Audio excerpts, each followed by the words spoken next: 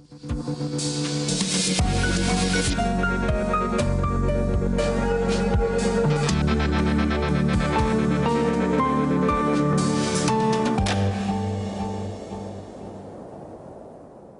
last time I saw my mum was on her birthday.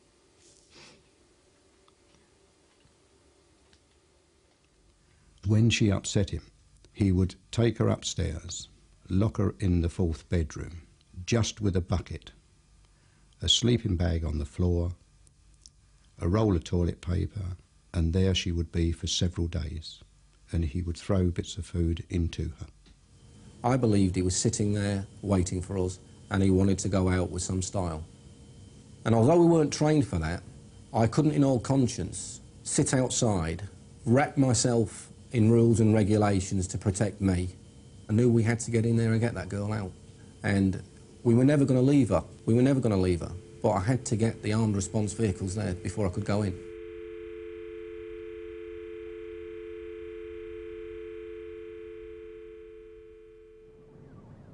Every week, 2 women in England and Wales are killed by their partners. Often it's the result of years of domestic violence, which has usually been kept secret from friends and family. This is the story of Loraine Whiting, who was abused by her husband, Len Carter, for 20 years. Her tragic life ended in 1995 when he shot her. She dialed 999 and spent 61 minutes on the phone pleading for help, but died before police could save her. Loraine was the eldest of 3 children and grew up in Kent with her father James, an accounts manager, and mother Vera. At 20, Loraine married Roger Whiting and had 3 children, but 8 years later, the marriage ended when she met Len Carter. My mum and Len first met at a shooting competition which Mum used to go to with my real dad, and she was introduced Len through him, and they met, and he used to come round our house. He used to come round for meals and drinks, and they were just all friends. Things started breaking up between my father and my mum, and Len offered her a home, and Mum took it. He said he could give her a much better home and lifestyle than ever Roger could.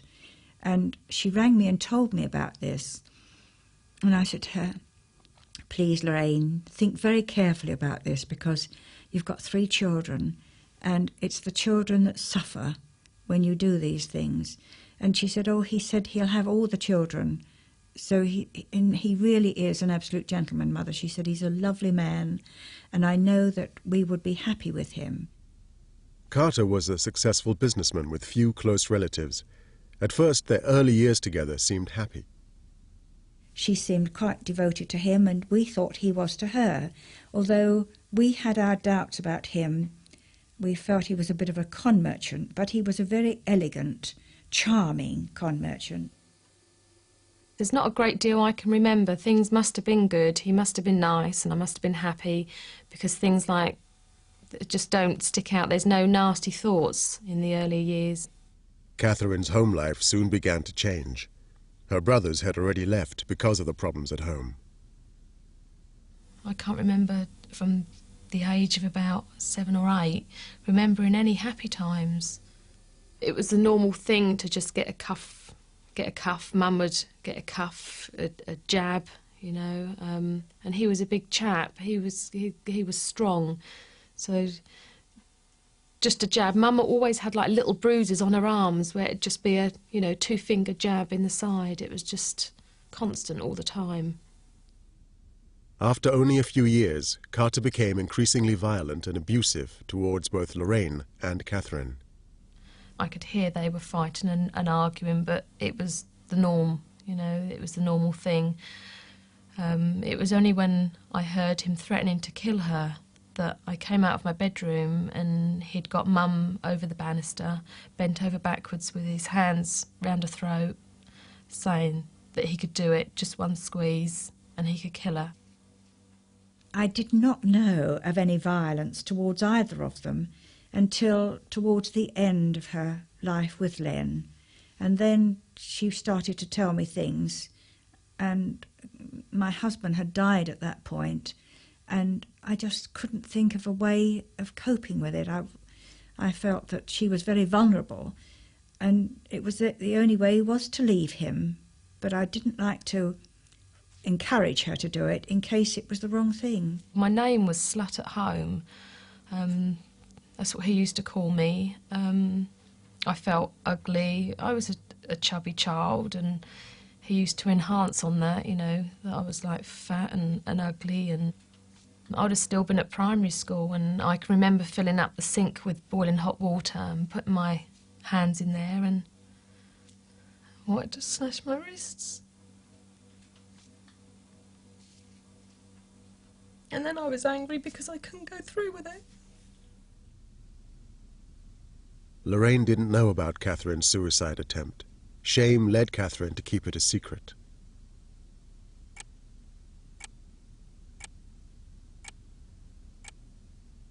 Lorraine's car provided their only release.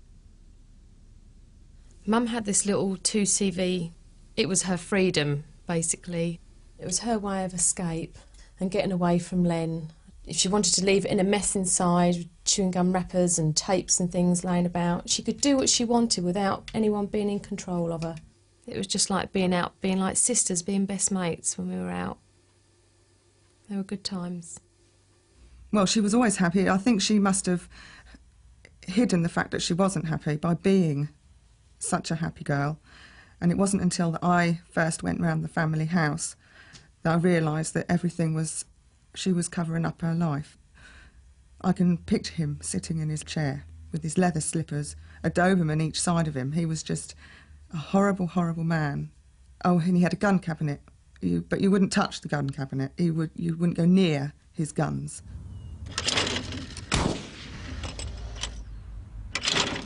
Loraine confided in me because I was going through the same sort of thing with my partner. So we had something in common. We got really friendly, and then she was telling me about her boyfriend, Len, at the time. They weren't married then. And she showed me her back one day, and it was covered in bruises. And I said, well, how did you get them? And she said, well, I just walked past Len, she said, and he just hit out with his fist right across my back. And she said, and I went flying.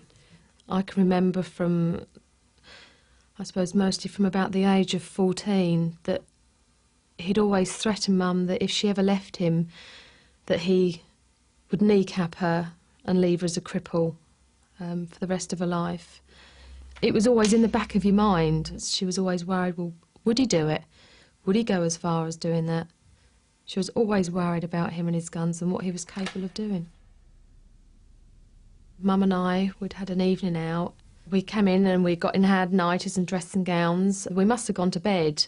He started having a go at her when she'd got into bed, but he was very angry, and we ended up leaving the house, which felt like the middle of the night, in our nighties and dressing gowns, with him chasing after us with a fishing knife.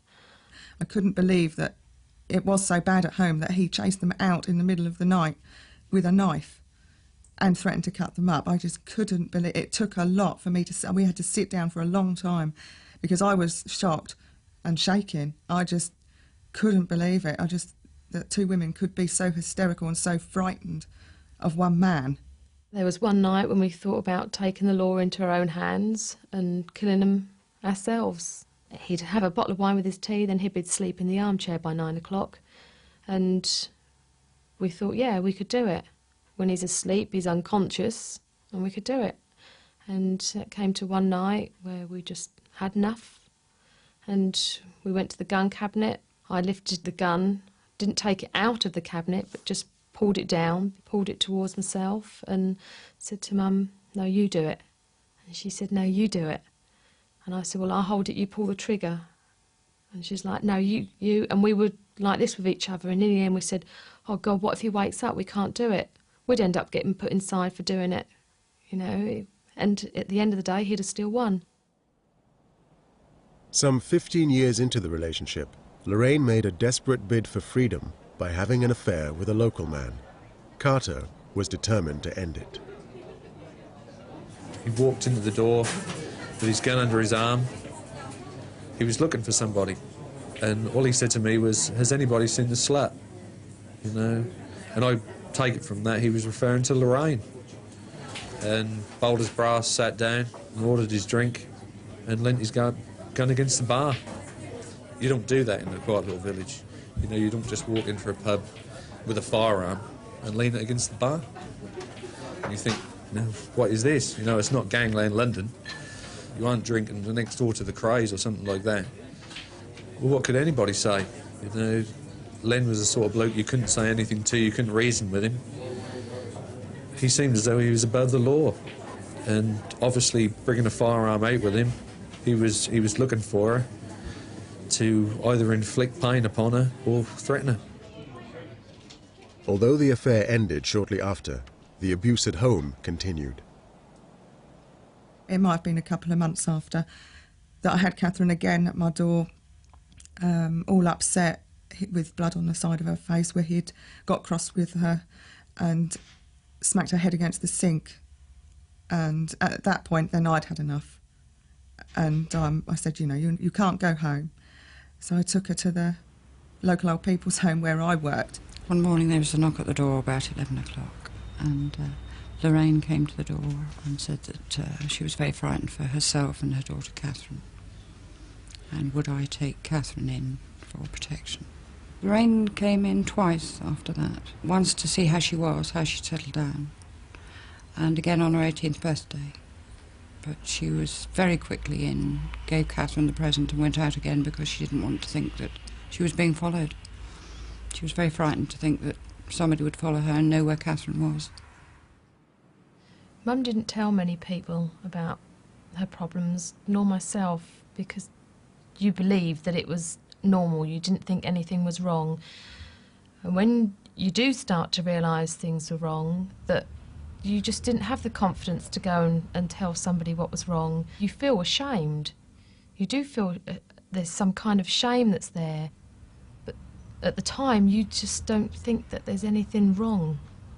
You don't think there's anything wrong. You think it's just so normal that this goes on all the time because you believe what has happened is your fault.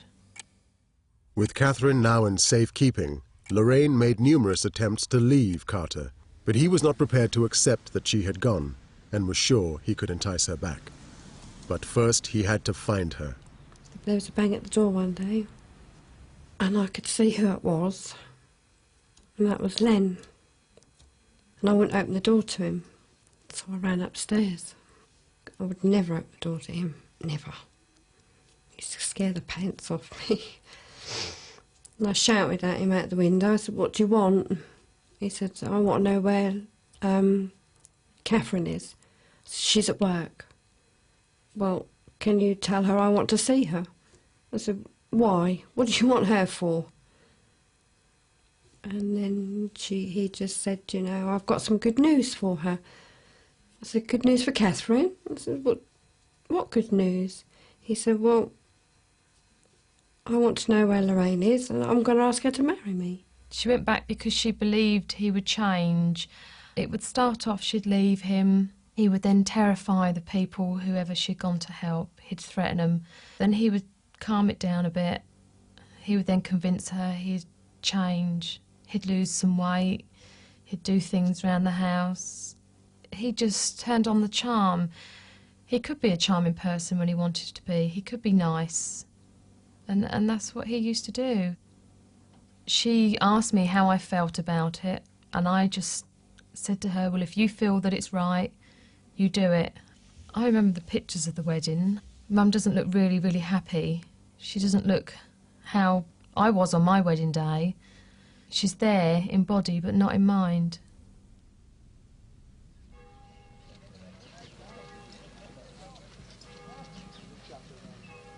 I realised the extent of the physical abuse on my mum was when I got married, and that was then when I realised that things have been so wrong, have been so bad, and seeing that there is love and that you can be given love and you can find it, that you realise that all the abuse and everything that had been gone on was as bad as it was. 6 months later, after we were married, I had my daughter, Carly. And Mum always wanted a granddaughter. Look at this little darling. It gave us something to focus on and something happy, something that was coming up. And things were fine, but he didn't like it. He was very jealous because the attention was on me, it wasn't on him anymore. And from then, that's when we could see that history was repeating itself.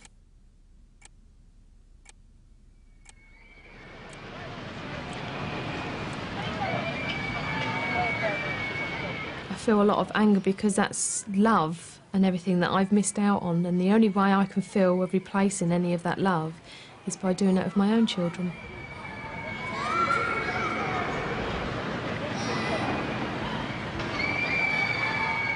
She felt so desperate that when she used to take her dog for a walk along the river, she felt like throwing herself in and finishing her life because she felt so miserable and in such the depths of despair, and she just could not see any way out.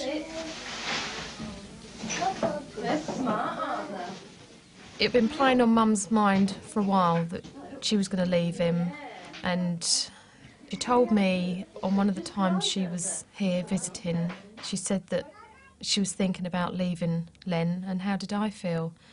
And I said, do it.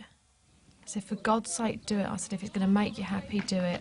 She'd met up with Malcolm. He was a sweetheart when she was 16, and they'd met up again. He'd recently lost his wife. Losing my wife was the total disaster for me. So to meet somebody like Loraine from my past, who I'd always got on with so very well, was magic, absolute magic. And the more we talked, the more apparent it was that this woman now, all these years later, was a very scared woman. She didn't say anything much, but I just sensed that it wasn't just an unhappiness with a marriage. There was a lot more to it than that.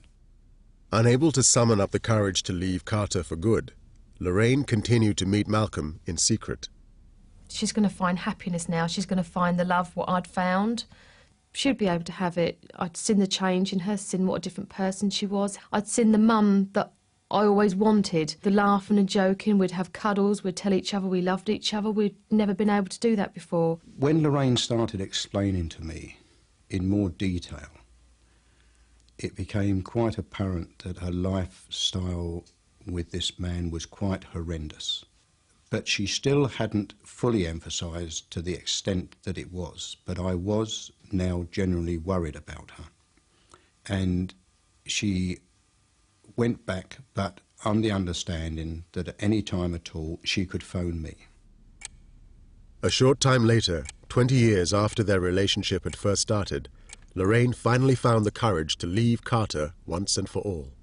It came to the day that Mum was actually going to leave Len. She packed her little car up, her little 2CV. I was happy with it. I was go for it. I was like so pleased, let's do it. But I was like really worried if he found out what the consequences could be. She got out of the car, came straight to the house, came into the hall and just burst into tears. Burst into tears. It was a few minutes before I could get anything out of her at all. Obviously she was very upset, very emotionally upset. So I said, well, what's the problem, Loraine? Have you left him now? Have you come down here to stay? And she just said, I think perhaps you better look at this. And we better go upstairs. And I went upstairs with her and she stripped off in front of me, and I'd never seen anything like it. And I've seen some pretty bad hidings on blokes and that before, and I've never ever seen a hiding so bad. He had knocked her down and he'd punched and kicked her. She was black, blue. He'd jumped on her legs, he'd kicked her in the back, her buttocks, her front, her breasts, everything was just covered. I wanted the police in straight away. I wanted it taken further, naturally. What I didn't realise is that a terrified person doesn't want any of that at all. She was so petrified. She didn't want anybody involved whatsoever. She just wanted to stay here Nobody must know, not her mother, her sister, her brother, nobody must know where she was. And here she stayed in the house for about 6 weeks before she went out. Well, the day Loraine left, Len Carter phoned me up and he said, Lorraine's gone. I get home, he says, her car's gone, all her possessions are gone, and she's gone. But he seemed very blasé about it. He didn't seem a bit concerned, not a bit... And I said, Len, aren't you worried she's gone? And she said, no, she's left before, she'll be back. She left before, and she'll be back. With Malcolm, she felt safe enough to leave the house and visit family and friends. When she came down and started living down here, she was overwhelmed with the kindness that was shown to her by Malcolm and her family. She cried to me sometimes when she came down because she just said she'd had so much kindness shown to her that she just found it overwhelming. I miss my mum every day. And my mum could never be replaced, but I was happy to share the home with Loraine. I was glad she was here. She made Dad happy. She made the house happy. And she was great fun. In spite of being a close friend of the family, Paul James did not know about Carter's habitual violence towards Loraine and Catherine. It seemed that at that point that she wasn't coming back. And then that's where his attitude changed. He got very emotional then, very worried, and started to look for her, look for clues. Where could she be? He started going to see people that he knew Loraine knew from her past, and he was going to find her. Loraine started feeling uneasy being in the house, so we used to go out driving very regularly.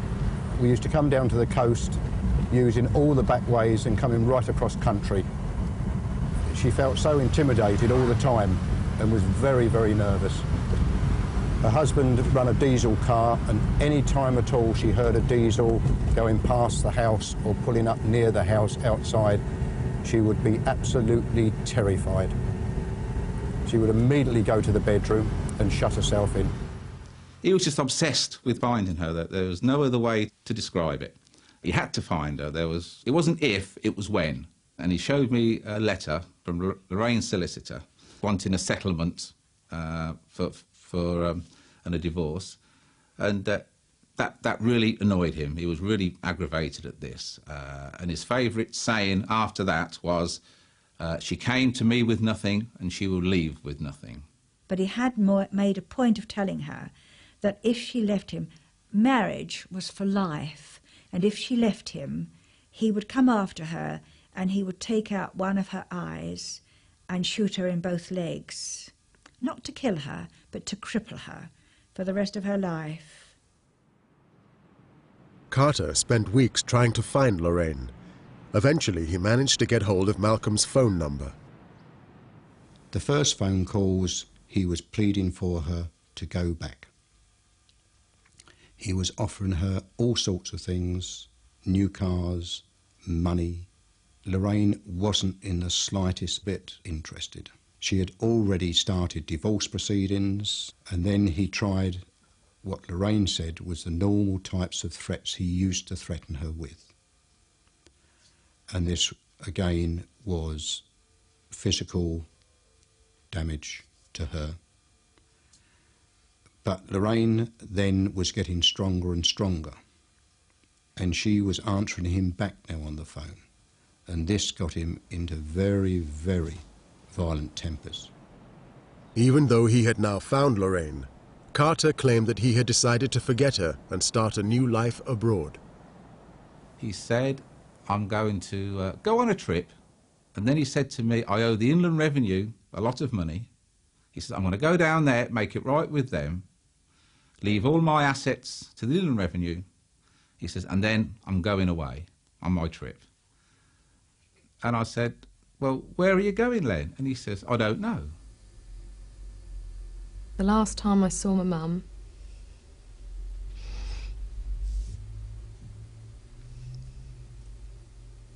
was on her birthday.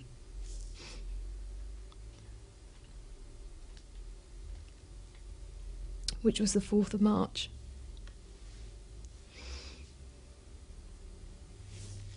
We'd gone there to surprise her.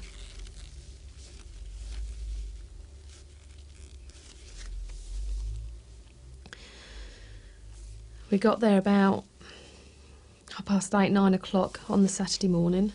I had another surprise for her, that Jasmine was walking. She put her arm around me and she just told me how proud she was of me. How I'd managed to come out of all the years of everything being so traumatic and how I'd managed to cope. She was just thanking me for being so strong for her. And as we walked in the drive, everything just changed.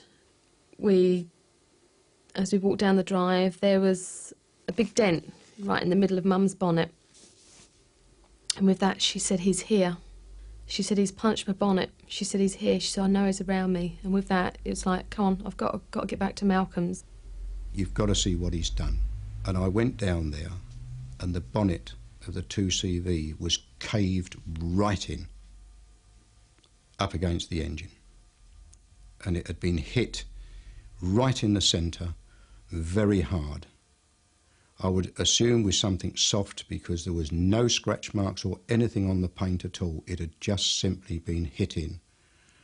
And Loraine said then, "Carter's found me." And that's what he's done. He's hit that, as he said, found you.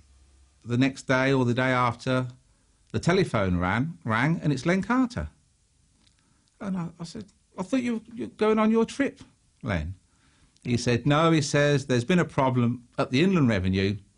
They cannot get down till the following week to sign these." And he was obviously annoyed at this fact. Carter's plans were delayed. Lorraine's family believe he had intended to shoot her a week earlier, on her birthday. And I said again, "Well, where are you going, Len?" And he says, "I honestly don't know." 49-year-old Loraine Whiting died after her estranged husband shot her 3 times in the leg. Leonard Carter forced his way into her Sittingbourne home and threatened her with a shotgun. As she called the emergency services at 20 past midnight on March the 10th, he opened fire before turning the gun on himself. Paramedics were there within minutes, but police, knowing the attacker to be an ace marksman, held them back until armed officers arrived. I'd been out for the night. I'd come in quite late. As I'd walked down the hallway, the first thing I'd seen was that there was a gentleman standing in my front room in police uniform. I realised straight away, really, that it was Len Carter, and he was armed. He had a shotgun. As I came in, he told me to go and sit down, and I've gone through into the lounge, and I've automatically gone to sit next to Loraine, who was sat on the end of the sofa. He's told me that I wasn't to sit there, that I was to sit myself here. He shut the door behind us, and as I sat down, he went over and sat in the main armchair between us both, and put the gun down by his side, quite non-threatening with it, really. And then Loraine spoke to me for the first time, and she said, "I'm sorry about this, David. I told you he was an arsehole, didn't I?" Malcolm had never met Carter before and believed that the uniformed man in his house was a genuine police officer. The kitchen light was on, and I could see a police officer standing in the kitchen. I could see the reflection on his badges, and it was obviously a uniformed officer. And I very carefully went into the kitchen. The police officer had gone straight back across the other side of the kitchen, and that's when I noticed that he was a fully armed police officer. And my thought straight away was, oh God, Carter has turned up at the house and somebody's called the police, thank goodness. And he said, "Well, you must realise that this is an ongoing incident, and because of the circumstances, I must ask you to leave." I looked across the kitchen from the position that I was standing in and saw Loraine. She was half smiling and waving for me to go out of the house. They spoke, and he was asked to leave, which he did so. Loraine came back through, and she sat back on the sofa, and then Len came in, following behind. He'd locked the back door, and then he stood over in front of me. I got back down the bottom of the garden, and this is when I started feeling that things just weren't right, even with a senior police officer there. An armed officer, something was wrong. Why wasn't there officers in the garden? Why was there only one officer armed inside the house? And this is when I jumped in the car and immediately drove down to Sittingbourne Police Station. And then he raised the gun to hip height and he shot her. He said, "Sorry, Loraine," just as he shot her. As soon as he shot the gun, I found suddenly I was holding the gun. I'd moved, I hadn't realised I'd done it even. I was holding the barrel of the gun with one hand and I'd pushed my finger through the trigger guard with the other. And as soon as I'd done this, that was it, red rag to a bull. He was shaking me, twisting me, trying to get me to let go of the gun. And we found ourselves over here, and Loraine had dialed 999 and she was on the phone speaking to them as we fought. And he was just shaking me and twisting me all over the place, just violently trying to get me to let go of the gun. And at some point we were over here and he lifted me and put me on the dining room table. If I let go of the gun, he could harm Loraine again, and that was the very reason I'd gone for the gun in the first place. So as soon as we were up, he just pushed me backwards, straight into the wardrobes, and I found myself in the wardrobe. I could do nothing, I couldn't move. He got an arm free and he reached into his pocket and he pulled out a shotgun cartridge and he put it in my face and he said, "That one's for you." And at that point, that was the first time I thought that he was going to harm me. Suddenly, everything changed and I pushed him out the way and I just ran for my life. I just ran out the house.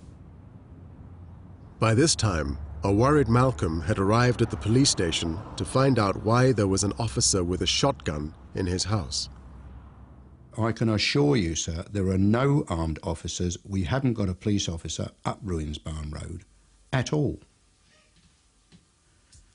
And this is when all of a sudden realisation hit me. I just couldn't believe how wrong I'd been, because it's obvious that the armed officer in the kitchen was Len Carter. By now at Malcolm's house, Carter had shot Loraine 3 times before turning the gun on himself. Lorraine's 999 call was monitored for 61 minutes by the emergency services. She told the police 31 times that Carter was dead. What follows is from the transcript of the actual telephone call. "I've been shot. He shot himself." "Yeah? Where's he gone?" "He's still in here. He's dead. He shot himself." 4 minutes into the call, Tony Woods was sent to the scene. Although at that time a sergeant in charge of the armed response team, he was not trained to enter a building during a siege. That was the job of the Tactical Firearms Unit. As I was going into the incident, I was aware that Loraine was on the telephone, but I didn't know whether it was to the ambulance, to the police. I just knew that they had an open line. But I was also aware that the information that I had been given originally, and as it was changing moving into the incident, was contradictory. And it was difficult to work out what exactly we had. "Yeah, they'll be with you very shortly." "I can't hear anybody." "You can't hear anybody. They are outside. They'll be with you very shortly." "I'm going to go in a minute. I know. Yeah, just keep talking to me. You're not going to die. You're all right." "I will. I've lost so much blood." We've got a woman in a house that's been shot, blasted in the legs. We've got a man there in police uniform. And it was just a nightmare. It was just a nightmare. Was he alive? Was he dead? Was he forcing her to say to us, "Get in there"? He's dead. "Get here. They're going to be with you very shortly. They've been saying that for ages." "Yeah, I know. I'm dying." While making the decisions and assessments that I was making, I had to think to myself, how long has she got before we can get in there and have a reasonable chance of getting her out? And all the time that she was talking, I was happy. All the time I was being updated that she's saying this, she's saying that. That was good for me, because if she's talking, she's alive.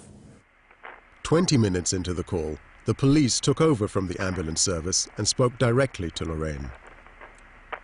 It's a dreadful way to die. Dreadful way to die. You're not gonna die. Please.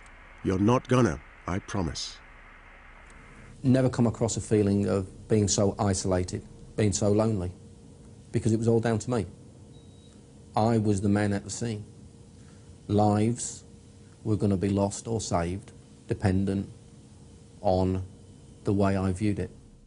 Woods decided to wait for 2 more armed teams before risking entry.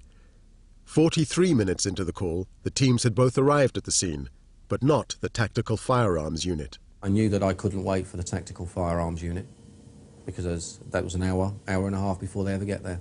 She'd be dead. And I knew that my other option of sending in the 2 armed officers that I had with me and a couple of unarmed officers was a non-starter, because if they were taken out again, she was dead.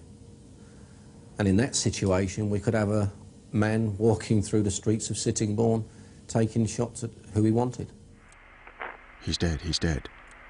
I can't hear you. What room are you in? He is dead, he is dead, he is dead. You talk to me, sweetheart. He is dead. Are you coming? I made the decision to go in because I believed with all my heart that that was the only opportunity that she would have for surviving. Because I did believe that the man was there. I believed he was sitting there waiting for us and he wanted to go out with some style. And although we weren't trained for that, I couldn't in all conscience sit outside, wrap myself in rules and regulations to protect me. I knew we had to get in there and get that girl out. Are you coming? Please put me out of my misery, please. You'll be all right, I promise. Please get me out. I went up to the front of that door, smashed the window, opened the door, and the team went straight in. And I remember wheeling into the living room with my partner, and as I looked in to the room, my partner was going diagonally across it out of my line of fire. And as I brought my weapon to bear, I saw Loraine lying on the floor, and she was looking at me, and she had the phone cupped under her ear. I remember saying, "It's all right, sweetheart, we're here now." And my eyes went past her, and there, facing her, but with his back to me, was Carter. And he was sitting in one of those chairs that wraps around. And all I could see was the top of his head. And I could see that between his legs, the shotgun was between his legs, and it was still pointing at Loraine. And my partner said, "He's dead, he's gone." And it was at that point that I looked back at Loraine, and my partner said to me, "She stopped breathing. She stopped breathing." And I thought, "You're having a laugh." I remember running outside, and when I got to the front of the house, the ambulance was there. And I said to them, "Get in there, she stopped breathing." And I thought they'll revive her. And after about 4 or 5 minutes, one of my officers came out of the house and he said, "Sorry, Tony, she's dead, they're taking her to hospital." Well, that was like a sledgehammer hitting me in the chest. Because at that point, everything that I thought, everything that I planned, the risks that I believed I was putting my officers into were all to nothing. All to nothing. Because Carter's bluff wasn't a bluff. And everything that Loraine had said was true. When I came back to the house after the murder, I'd never seen so much blood or devastation in my life. And to think that I was looking at an incident of death from the lady that was with me and her husband, and there was just so much blood, and this was the end of a happiness, wiped out just in an instant, just out of pure hate. Why?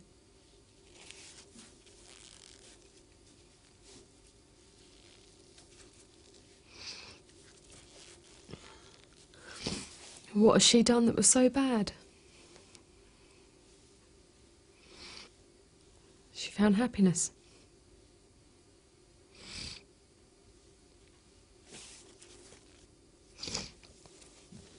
And why didn't I kill the bastard myself?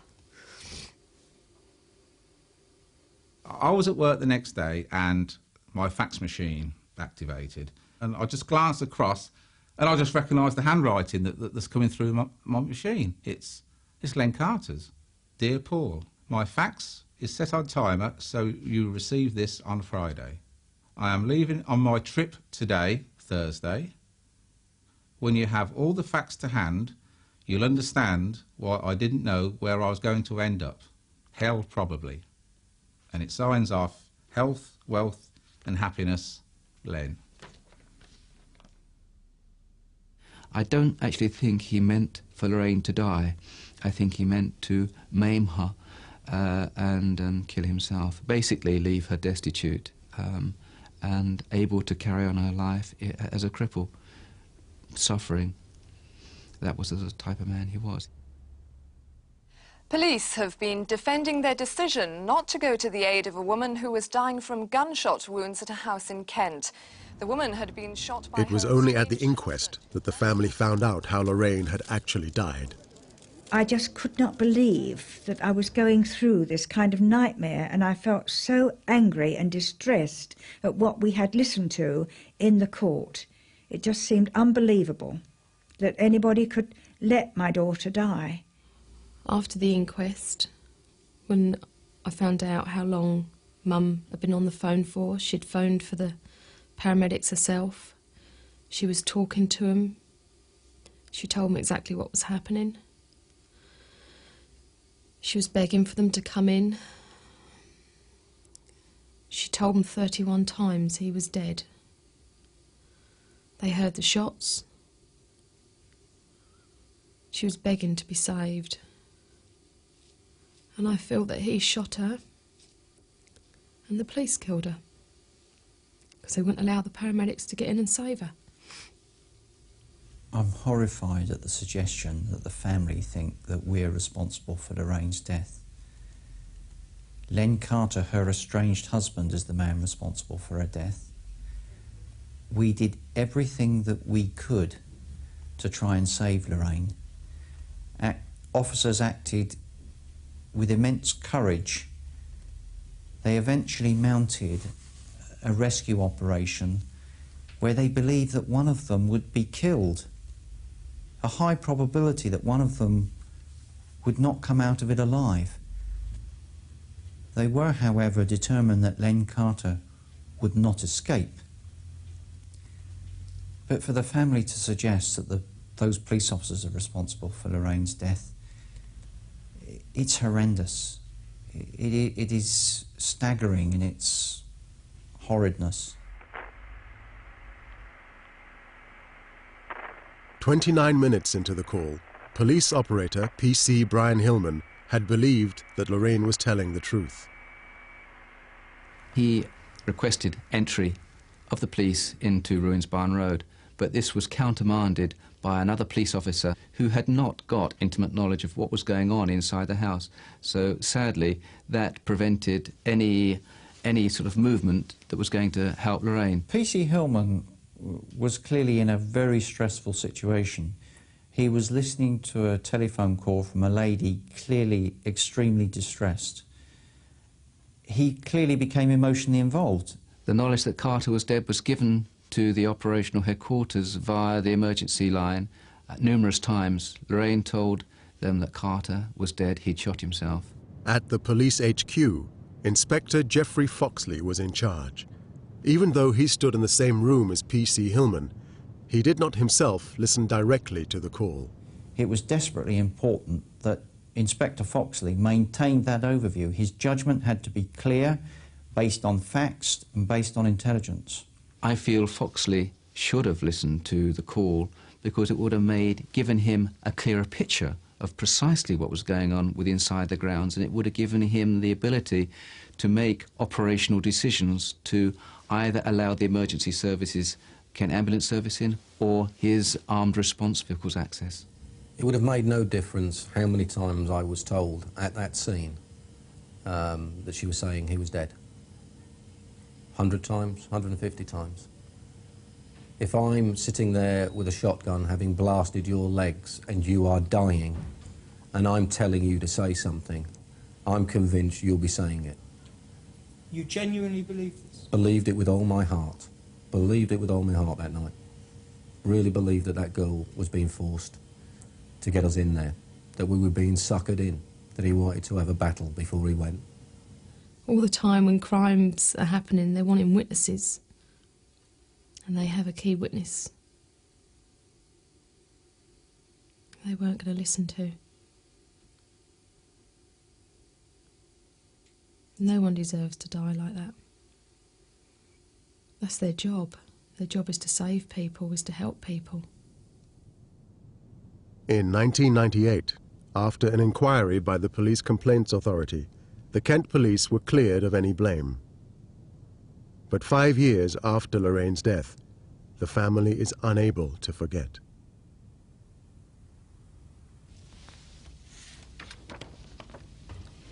A prayer for Loraine. We used to love this time of year. When spring had arrived, we felt full of cheer. But something has happened to spoil that cheer. Something has happened that we had feared. We have lost someone precious who was full of love, who was gone to join the Lord above. Myself and the family feel that we've been failed by the system.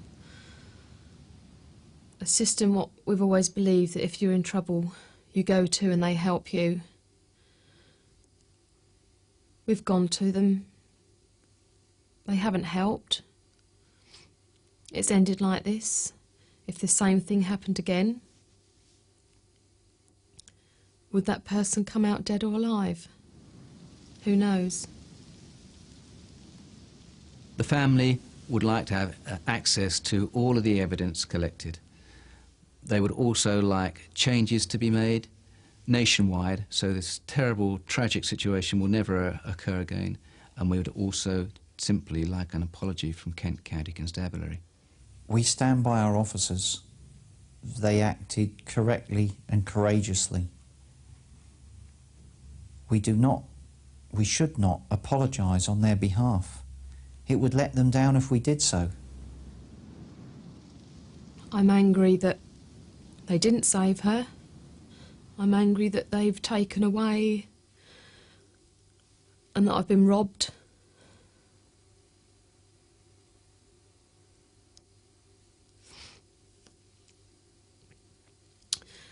That I've been robbed of my mum, that was then going to be the rest of our lives, of being a mum and daughter. To lose my husband I could cope with because he'd had a good life and I knew he wouldn't like being an old man. But to lose my daughter, who was so full of life and love, was the most horrendous thing that could happen to me. And I will never ever feel the same again. Feel this dreadful pain, only time till we all meet again. Thank you, God, for your support. Into your hands, her soul you have brought. Amen.